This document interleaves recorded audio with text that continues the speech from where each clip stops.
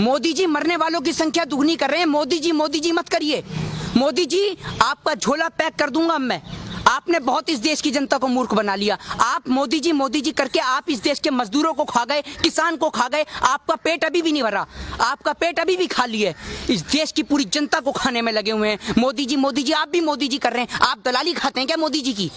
आप भी मोदी जी कर रहे हैं।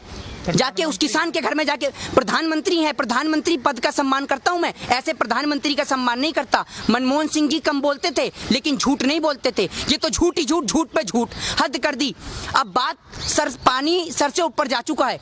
आप लोगों को मरने के लिए सड़क पे छोड़ रहे हैं। आपके पास कोई सुविधा नहीं है, आपके पास पॉलिसी नहीं है। नरेंद्र मोदी जी अगर आप में दम है तो आइए, आप एक दिन मुझसे ही डिबेट करके दिखाइए। मैं आपको बताऊंगा कि आपको इस देश के बारे में क्या जानकारी है। आप जिस जीडीपी की बात करते हैं ना, नरेंद्र मोदी जी उस जीडीपी की फुल फॉर्म नहीं बता पाएंगे। जिस जीएसटी की बात करते हैं उस जीएसटी की फुल फॉर्म नहीं बता पाएंगे। आत्मनिर्भर की बात करते हैं, आत्मनिर्भर बोलने के लिए ना अंजना ओम कश्यप की जरूरत पड़ती है। आत्मनिर्भर नहीं बोल पाते ये है। और आत्मनिर्भर बनने की बात करते हैं, डोनाल्ड ट्रंप की बात करते हैं, अपने यार की बात करते हैं, उसका नाम इनसे ठीक से लिया नहीं जाता और अपने आप को इस देश का प्रधानमंत्री बनाते हैं। ये देश वो है जिसके अंदर नालंदा ताशकंद जैसी यूनिवर्सिटी है। ये देश वो देश है जिन्होंने महारानी लक्ष्मीबाई जैसी वीरांगना को पैदा करा। ये देश में आप जैसे लोगों की जरूरत नहीं है जो इस देश के नागरिकों को मरने के लिए सड़क पे छोड़ दे। प्रधानमंत्री जी कह रहे हैं कि इस संकट में भी तुम्हें अवसर ढूंढना चाहिए, वो अवसर खोजने की बात कर रहे हैं। अवसर कहां से ढूंढे? अवसर तो आपके व्यापारिक मित्र ढूंढ रहे हैं। अनिल अंबानी, मुकेश अंबानी, अडानी ये ढूंढ रहे हैं अवसर। वो मजदूर जिसके घर जाने के लिए उस पर किराया नहीं है, खाने को रोटी नहीं है, वो अवसर क्या ढूंढेगा? वो अवसर तो ये ढूंढ रहा है कि कोई खाली पेड़ मिल जाए जिसमें रस्सी भी टंगाई मिल जाए तो मैं अपने परिवार के साथ में मर जाऊं। उस माँ से जाके पूछिए जो सड़क पे मृत हो जाती है। वो एक छोटा बच्चा, छोटी सी उम्र का बच्चा अपनी मृत माँ का दूध पी रहा होता है पेट भरने के लिए। उस माँ से पूछिए जिसके पेट में एक नवजात शिशु। आपके अच्छे दिन आ गए, मेरे ख्याल से आपके खाते में 15 लाख डालें तभी आपके अच्छे दिन आ गए। उस माँ से पूछिए जिसके पेट में नवजात शिशु पल्ला होता है और उसको 8 हॉस्पिटल में जाने के बाद भी कहीं जगह नहीं मिलती और वो माँ दर दर की ठोकरें खा के, अस्पतालों की ठोकरें खा खाकर एम्बुलेंस के अंदर अपना दम तोड़ देती है। क्या ये घटना शर्मसार नहीं है? आपको भले ही शर्म ना आती हो लेकिन मेरे भी घर में माँ है तो मेरा दिल यहाँ से दुखी होता है और मेरे को शर्मिंदा होती है, शर्मिंदगी महसूस होती है कि आज हमारे देश का प्रधानमंत्री ऐसा है जो अपने व्यापारिक मित्रों की मदद कर रहा है। ऐसी स्थिति में भी वो सोच रहा है कि कैसे मैं चुनावी प्रचार करूं, कैसे मैं बिहार को अपने नाम करूं, कैसे मैं बंगाल को अपना नाम करूं, कैसे मैं मध्य प्रदेश में सत्ता परिवर्तन करूं। अमित शाह ने कहा है रैली में कि हम 2/3 वोटों से बिहार में जीतेंगे। अमित शाह जी आपको शर्म आनी चाहिए। आपका भी एक बेटा है, एक बार अपने बेटे की ओर देखिए कि आपका इकलौता बेटा अगर बीमार हो जाता है तो आप उसके लिए क्या कुछ नहीं करेंगे। आप इस देश के तमाम बच्चों की तुलना अपने बेटे के साथ करिए, तब आपको पता चलेगा, तब आपको उस माँ का, उस बेटी का, उस बहन का दर्द समझ में आएगा कि एक बच्चे की कीमत क्या होती है। क्या लगता है जो संकट इस टाइम देश में चल रहा है, प्रधानमंत्री के पास कोई ऐसी योजना है जो बाहर वो निकल सके इस संकट? अगर उनके पास कोई पॉलिसी होती, योजना होती तो थाली डंडे ये बजवाते क्या, दिया जलवाते क्या? पॉलिसी होती पहले इस्तेमाल किया जाता। नहीं है कोई पॉलिसी उनके पास। अगर पॉलिसी होती तो उसका इस्तेमाल किया जाता। पॉलिसी तो है 72,000 एलईडी की, 72,000 एलईडी के 2, 4, 5 मिनट में आ जाती है। ये साल भर महीने की पहले की पॉलिसी है जिसका इस्तेमाल किया जा रहा है बिहार इलेक्शन में। अगर इनके पास पॉलिसी होती मजदूरों को पहुंचाने की, पॉलिसी है भी तो उसका इस्तेमाल नहीं करना चाहते क्योंकि सारा पैसा इलेक्शन में खर्च करना चाहते हैं। श्रमिक ट्रेन चला तो रहे हैं। श्रमिक ट्रेन ऐसा, आप गए हैं श्रमिक ट्रेन से? हैं आप गए हैं? आपसे पूछ रहा हूँ। नहीं मैं तो नहीं गया। आप नहीं गए तो आपको कैसे पता कि श्रमिक ट्रेन की क्या सुविधा है? मजदूर से आपने पूछा कि क्या आप सुविधा दे रहे हैं श्रमिक ट्रेन के अंदर? राजधानी में आप भेज नहीं रहे और राजधानी का किराया वसूल कर रहे हैं। आपको शर्म नहीं आ रही?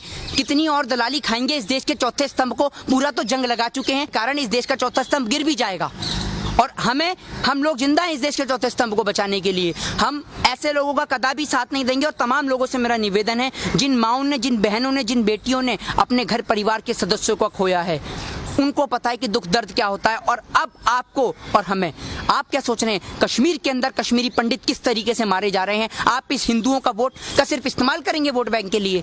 अब इस देश का हिंदू भी जाग चुका है, मुस्लिम भी जाग चुका है, सिख भी जाग चुका है, ईसाई भी जाग चुका है और अब हिंदू, मुस्लिम, सिख, ईसाई इस संकट में प्रधानमंत्री क्या कर सकते थे? इस संकट में प्रधानमंत्री क्या कर सकते जो उन्होंने नहीं किया? प्रधानमंत्री जी क्या नहीं कर सकते थे? आपसे प्रश्न करता हूँ और आपको मैं बताता हूँ प्रधानमंत्री जी क्या कर सकते थे। प्रधानमंत्री जी ये कर सकते थे कि जिस तरीके से प्रधानमंत्री जी ऑनलाइन सुविधा करते हैं कि आप इस पे कॉल कीजिए और भारतीय जनता पार्टी की सदस्यता लीजिए। तो प्रधानमंत्री जी एक नंबर जारी कर सकते थे कि पूरे देश में कहीं भी मेरे भारतवर्ष का कोई भी मजदूर परेशान है, किसी भी जाति धर्म को मानने वाला, वो इस नंबर पे कॉल करे, उसके लिए खाना और राशन पहुंचाया जाएगा। प्रधानमंत्री ये कर सकते थे। प्रधानमंत्री ये कर सकते थे कि दिल्ली के तमाम बॉर्डरों से लेकर यूपी, लखनऊ, वाराणसी, कानपुर, केरल, कर्नाटक, पश्चिम बंगाल, हरियाणा, तमाम जगह, क्योंकि प्रधानमंत्री पूरे देश का होता है, तमाम जगहों पर भारतीय जनता पार्टी वालों को और उन निक्करधारी सेवकों को खड़ा कर देते कि कहीं भी मेरे भारतवर्ष का कोई भी मजदूर पैदल जाते हुए दिखे तो उसको सुविधा कराओ आने जाने की, और अगर कोई प्यासा दिखे तो उसे पानी की सुविधा कराओ। देश के प्रधानमंत्री इतना तो कर सकते थे। अरे इस लॉकडाउन के अंदर तो इतना देखने को मिला है कि लोगों को पानी तक नसीब नहीं हुआ, भूखे और प्यासे मर गए।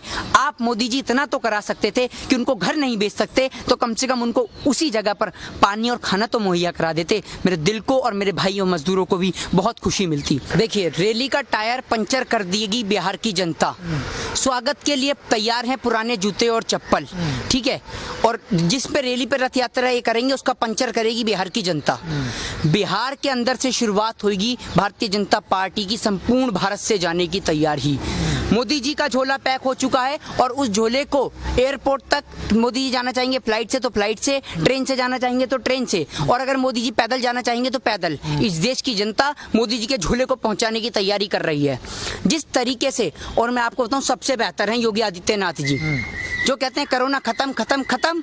योगी आदित्यनाथ जी के पास ऐसी पॉलिसी है कि अगर कोरोना खत्म नहीं होगा तो झट से खत्म कर देंगे। वो क्या पॉलिसी है? वो पॉलिसी ये है कि भारत का नाम बदल के न्यूजीलैंड कर देंगे। खत्म, अंधभक्त खुश कि भैया कोरोना खत्म, क्योंकि नाम ही बदल गया। योगी जी से स्मार्ट बंदा कोई नहीं है, समझ रहे हैं? योगी जी ऐसा है, सुबह बाल पे तेल लगाया, अपना एकदम बाल फुल सेट, उसके बाद नाम बदल देंगे शाम तक। है भी नहीं उनके।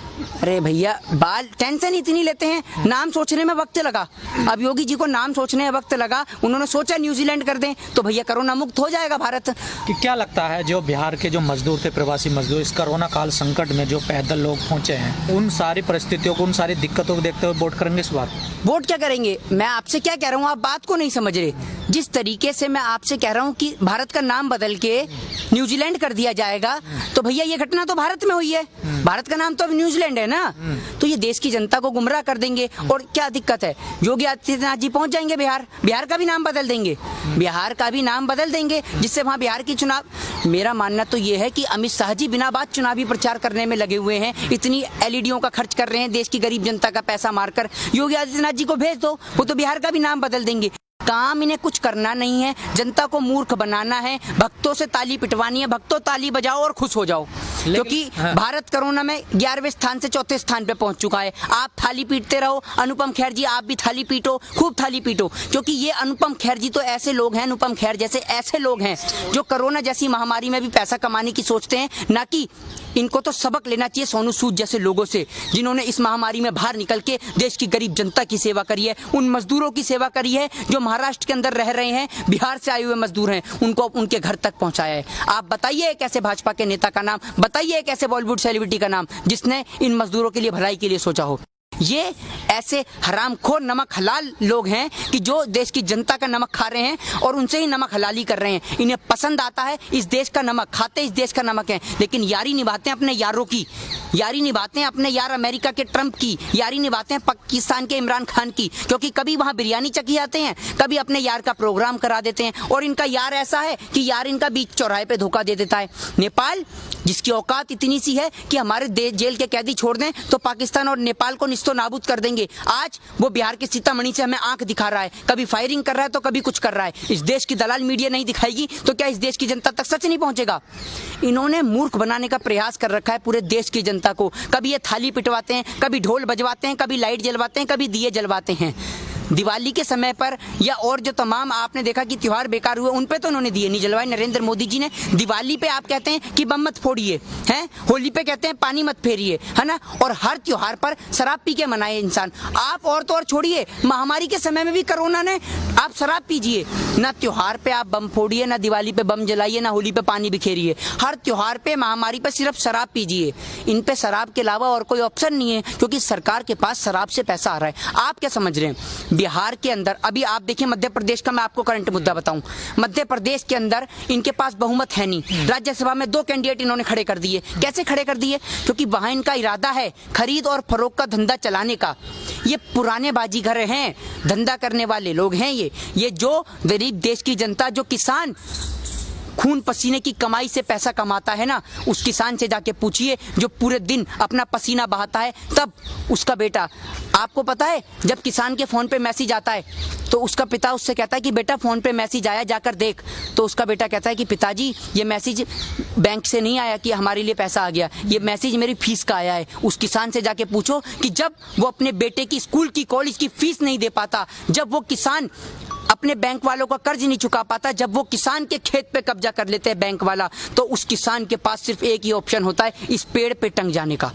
और आप एक बात बताइए कि अगर यही सुविधा, जब एक किसान सड़क पे मरता है, जब एक मजदूर सड़क पे मरता है, तो उसको एम्बुलेंस की सुविधा कराई जाती है उसकी डेड बॉडी को उठाने के लिए, अगर यही सुविधा उसको घर पहुंचाने के लिए कर दी जाए, तो शायद इस देश का मजदूर कभी ना मरे।